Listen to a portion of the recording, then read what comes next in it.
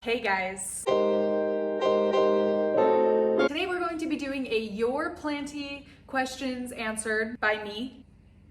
Let's get into it. Question number 1 is, what kind of houseplant is the easiest and most fun to grow? Of course, this is up for interpretation, but in my opinion, in my humble opinion, it is golden pothos. Hello. Or any kind of pothos, really. They're so easy and fun to grow. They just do the thing without asking for much from us, which is nice, especially for those of us with big collections, you know? Next question is, how do I prep my plants? How do I prep my plants for camping? I go to each plant and I'm gonna miss you so much. You be a good plant, okay? You don't get any bugs. If you're thirsty, just hang on a few days. I'll be back. I'll miss you. I'll miss you.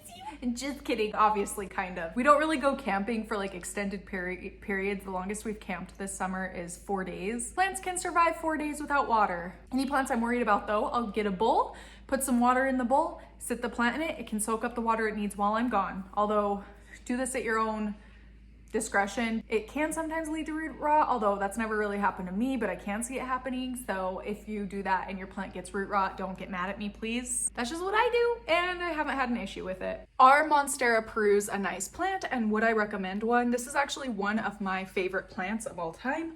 I love this monstera peru. I recently chopped it up a lot for propagation, so I can either make my plant a little bit full, or maybe I'll make my plant a little bit full and also swap/sell some cuttings. I will say, as far as recommending it, I don't recommend it for beginners. I know a lot of people really struggle with this plant, so it isn't like an easy care plant by any means. Kind of a diva, not really. I don't know. A lot of people do struggle with that. Be wary of that if you want to give it a shot. How do you know when you have the right amount of plants? Different people will have different answers. For me, the right amount of plants is a balance between feeling like my collection looks full, not to a point where I'm feeling overwhelmed by the plants on a consistent basis. Of course, I think we all have these days. Maybe it's just me, maybe I'm abnormal, but I think most of us have days where we just feel overwhelmed by taking care of our plants, even though it's a hobby for, I'm assuming, majority of us. So every once in a while we'll have a day like that, but if you're having more of those days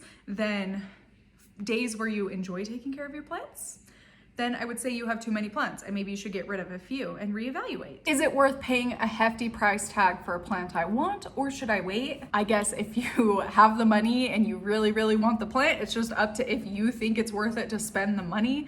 Of course, that's if you have the money. If you don't have the money, it's not worth it to go into debt over plants. Where prices are so high right now, I personally don't see plant prices going down in the near future. It's kind of a toss-up, I guess. Lately, I haven't been buying plants like I used to, because they're so expensive and I don't feel it's worth it in a lot of cases, but that's just me. There are cases where I, of course, do feel it's worth it because I am still buying plants. It depends on you, the person. How can I help my plant leaves open? I know this is so annoying when a leaf is stuck, but if you give it higher humidity, the leaf should open. Have I considered getting more into cacti and succulents? Yes, I have. Here are a few of my cacti. I am kind of topped out on the plants I can manage to take care of right now, but cacti and succulents are very low maintenance, so they're easy additions to the collection without having to spread yourself too thin for the most part. Do I like to group my plants by type? I have tried that. This was supposed to be my Hoya room. It is mostly the Hoya room. But I've also introduced more plants in here as well. I don't do it intentionally anymore, because I mean, like, this is no longer the Hoya room, it's the plant room. I do think unintentionally I end up with similar plants next to one another, mostly because the same kind of plants require generally the same care. So they just kind of end up in the same general vicinity of one another. Grow lights I recommend that aren't purple.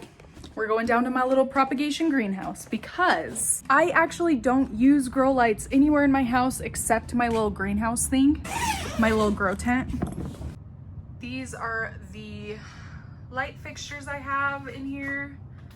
These are the Philips 75-watt agro bulbs. I took a bunch of cuttings, put them into these little things, and they are rooted now, starting to put out a ton of new growth. So my plants really do enjoy these Philips bulbs. If you overwater a plant, do you repot it or just let it dry? I will just let it dry And this is when I will use the good old, let me find a fork. Let's take a dirty fork out of my sink. I take the plant. It hasn't been overwatered, but I'm just gonna show you on this one. And I will aerate the soil. So you can do this with a fork, or even safer, like a skewer or something. You can poke holes in the soil. So like, let's see if I can show you better, yeah.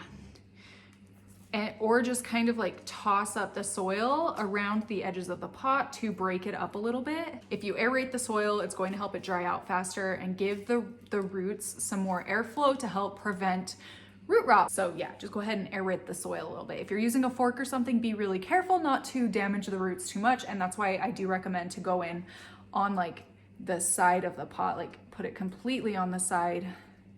So you're getting mostly soil and not so much root. Which common plants are pet friendly? Off the top of my head, peperomia are pet friendly. This is a peperomia serpens, but there's lots of other varieties too. Hoyas are, so this is a Hoya carnosa compacta, but there are, again, lots of Hoya variety, and they are pet safe. Maranta, so they are actually pet friendly as well. Any pet incidents with plants? If so, what to do? Truthfully, the only plant incident I have an issue with is Axel's tail whacking the crap out of my plants every morning. And here's what I do. I go like this. Axel, you stay here. You stay here. Are you hungry? You stay here. And then I hold his tail so that it doesn't whack my plants. Let's go in the living room. Let's go in the living room, let's go. As you can see, it's not an exact science. It works, mostly, kinda. Not really, okay. That tail is a little crazy. Knocks a lot of leaves off my plants. But he's worth it. He's the most important plant in my whole life. I love him so much. I love him so much. He's a you. Tips for buying plants online, specifically FB, because I do talk about buy-sell trade groups on Facebook quite a bit. Number one, there are Facebook groups. Oh, what's it called? If you search like houseplant review or something on Facebook groups, I follow those groups and I'll search for the name of any sellers I'm thinking of buying on from Facebook buy-sell trade groups. See if there's any reviews on them. And I only buy from sellers in the United States from Facebook, and I also only pay on PayPal. Have I ever done a wet stick propagation? So I have, for quite a few different plants. In here I have some wet sticks actually. What a wet stick is basically just a stem with a node that doesn't have a root. So this is a philodendron fibrosum that I propagated. So shot out this and put out some roots. So there's one. Gonna pop this leaf any day now. I'm so excited. Well, maybe not any day, it'll be a while. This guy here is now shooting out a leaf, but it was just a little piece of stem. It was a runner with a node. And yeah, there's that one. And the monstera is right there. So this person says they're inspired to come to Utah to visit some plant nurseries because of my tours. So what nurseries do I recommend? Cactus and Tropicals, number one. There are 2 locations. My favorite is the Salt Lake location, and then J&J Nursery. Oh, Plant and Grow. I really like Plant and Grow Nursery. And then if you make it into the Ogden area, I also really like Rainbow Gardens. They don't have a ton of plants, but their plant section setup is kind of cool because it's in a pool. So yeah, like the shop section used to be a pool.